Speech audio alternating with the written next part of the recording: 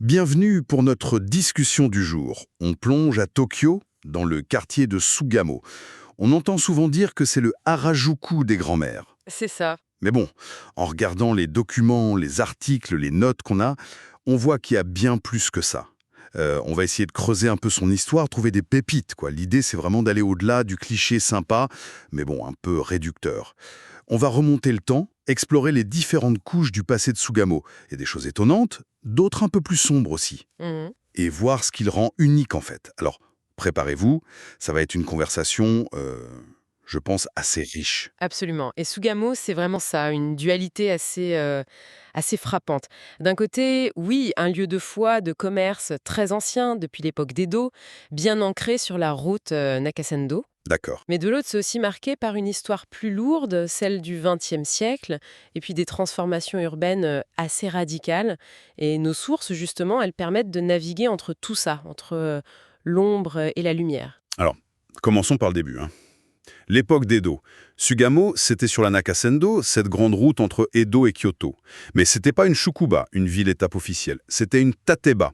C'est quoi la différence en fait? Ben, une tateba, c'était une sorte d'aire de repos, mais non officielle.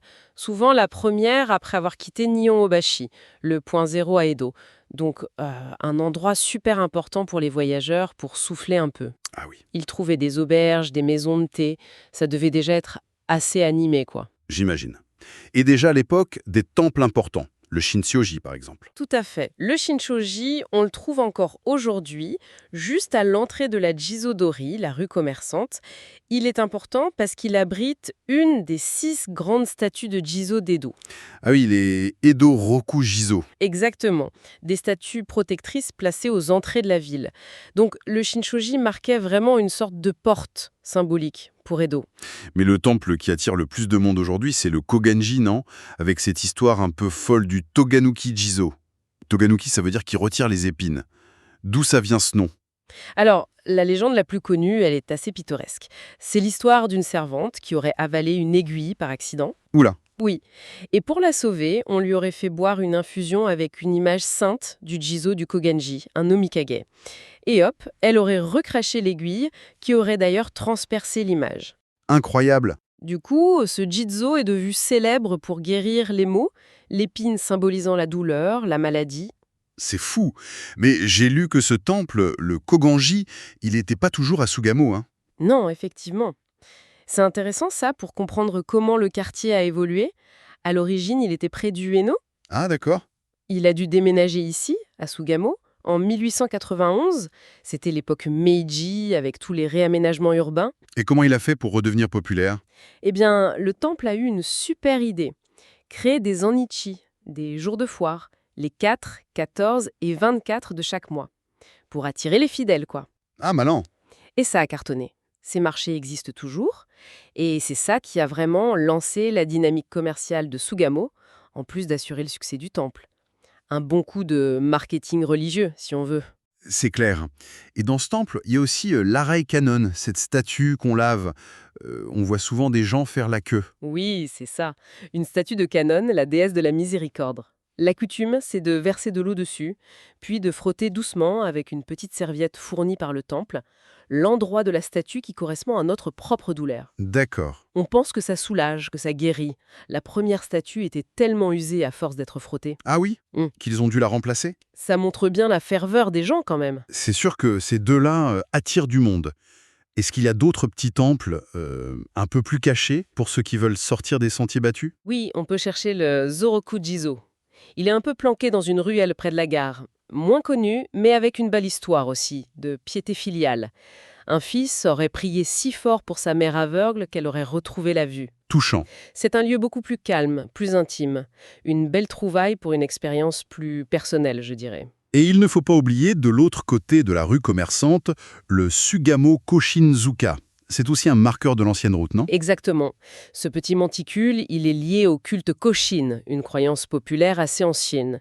Et ici, on l'associe à Sarutaiko, le dieu guide des voyageurs. On voit souvent des singes représentés Ah d'ailleurs. oui? Pourquoi les singes? Parce que dans Koshin, il y a le caractère chinois pour singe.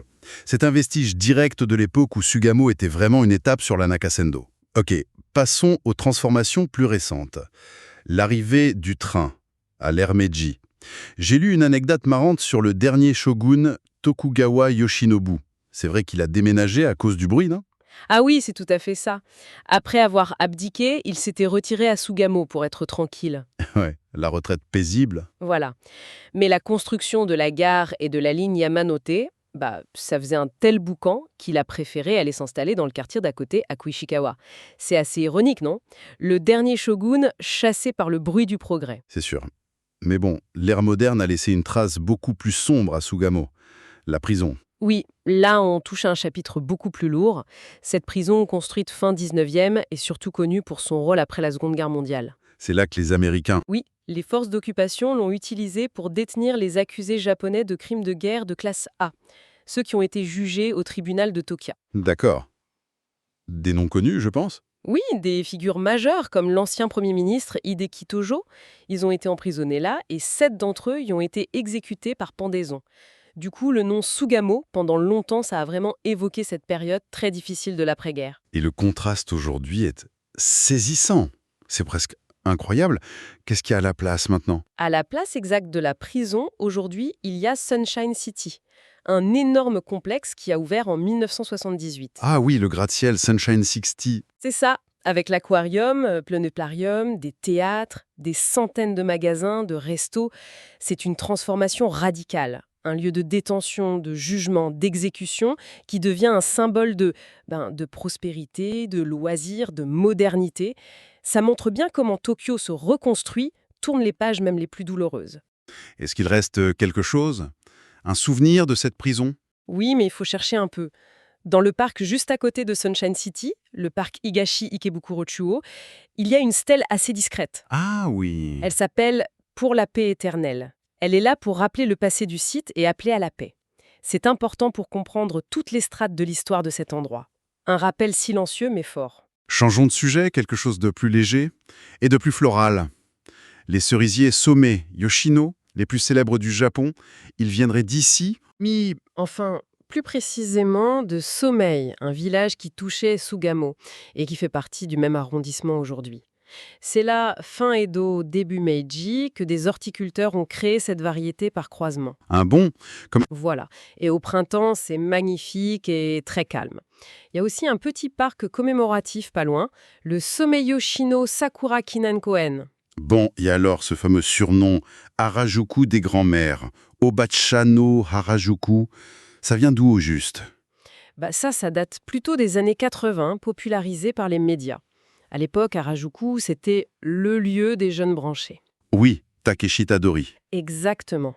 Et les journalistes ont fait le parallèle, un peu pour rigoler, entre la foule de jeunes là-bas et la foule, tout aussi dense mais plus âgée, qui se pressait dans la rue Gisodori à Sugamo, surtout les jours de foire du temple. D'accord. L'image a marché, elle est restée. Même si c'est plus nuancé aujourd'hui. Et cette rue Gisodori, elle a une énergie folle. Comment ça s'explique? Son dynamisme actuel vient aussi de l'après-guerre. Comme beaucoup d'endroits bombardés, Sugamo a vu naître des marchés noirs, des marchés improvisés. Ah d'accord, par nécessité. Voilà. La rue Gisodori s'est construite sur cette énergie. Et elle a su garder cet esprit de commerce de proximité, cette ambiance populaire un peu shitamachi, ville basse, qui attire toujours. C'est une belle preuve de résilience, je trouve. Une image forte de la rue, ce sont les sous-vêtements rouges. C'est assez unique comme truc. Ah oui, les fameux akapantsu. Il y a plusieurs magasins, Maruji est le plus connu, qui vendent que de la lingerie et des vêtements rouges vifs. Et pourquoi rouge? C'est une croyance populaire, liée un peu à la médecine chinoise, au taoïsme. Le rouge, c'est la couleur de l'énergie vitale. Le porter près du corps, surtout au niveau du tanden, sous le nombril, ça apporterait chance, santé, force. D'accord. C'est devenu un produit typique de Sugamo. Un souvenir un peu kitsch, mais incontournable. Et à manger. La spécialité de Sugamo, c'est quoi? Alors là, c'est le shio daifuku. Le daifuku, c'est classique, mochi, fourré à l'anko, la pâte de haricots rouges. Oui. L'innovation de Sugamo, qui daterait de l'ère Taisho, début 20e, c'est d'ajouter un peu de sel dans la pâte de mochi. Ah, intéressant. Et ce contraste, celle du mochi et douceur de l'anko, ça plaît beaucoup, ça rehausse le goût, c'est devenu vraiment emblématique. Et où est-ce qu'on peut goûter un bon shio daifuku?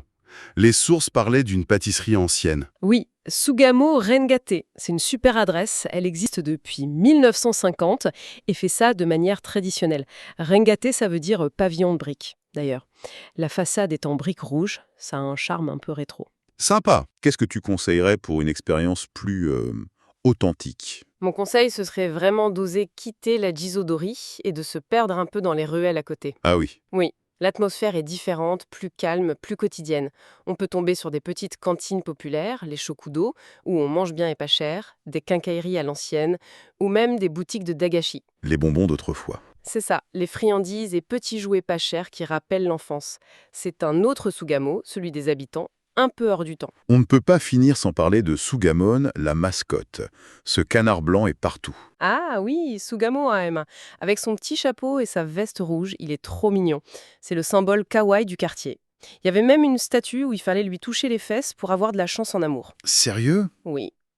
Bon, elle a été déplacée dans un centre communautaire, peut-être pour des raisons d'hygiène ou d'essence, mais Sugamo reste très présent. Ça participe à l'ambiance sympa.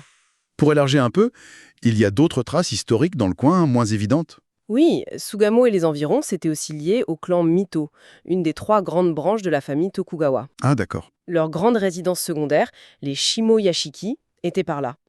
Il ne reste plus rien des bâtiments, mais on sent cet héritage dans la proximité de jardins magnifiques comme le Rikugien ou le Kyufurukawa-teien, qui ont des liens avec ces anciens domaines seigneuriaux. Et pour les vrais passionnés qui aiment chercher les petits détails, Alors, il y a quelques petits points discrets.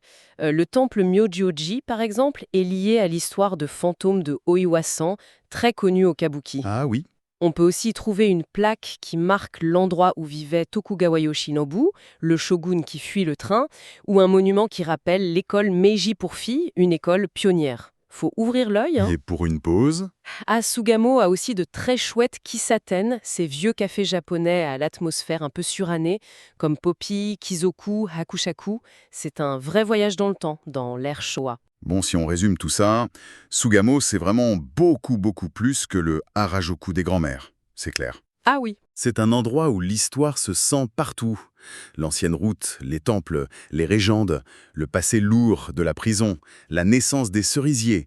Et tout ça, ça se mélange avec un présent super vivant. La rue commerçante, les traditions comme les sous-vêtements rouges, le Shio Daifuku, Sugamo. Mhm. Et on a vu des aspects moins connus, le Zoroku Jizo, l'importance des jours de foire, le monument pour la paix, le charme des ruelles. C'est vraiment riche. Exactement. Et ce qui ressort vraiment, c'est cette capacité de résilience, de transformation. On a vu comment des lieux de souffrance sont devenus des lieux de foi ou de commerce, comment l'après-guerre a façonné la rue d'aujourd'hui. Sugamo a su absorber les chocs, intégrer de nouvelles choses tout en gardant une âme particulière. Ce mélange de dévotion, de commerce, de mémoire. Et ça nous amène peut-être à une dernière réflexion, non? Toutes ces couches de temps, toutes ces histoires joyeuses, commerciales, spirituelles, mais aussi tragiques, qui coexistent au même endroit. Alors, on peut se demander, comment est-ce que cette superposition, qu'on voit vraiment à Sugamo, façonne l'expérience de ceux qui y vivent ou qui visitent aujourd'hui?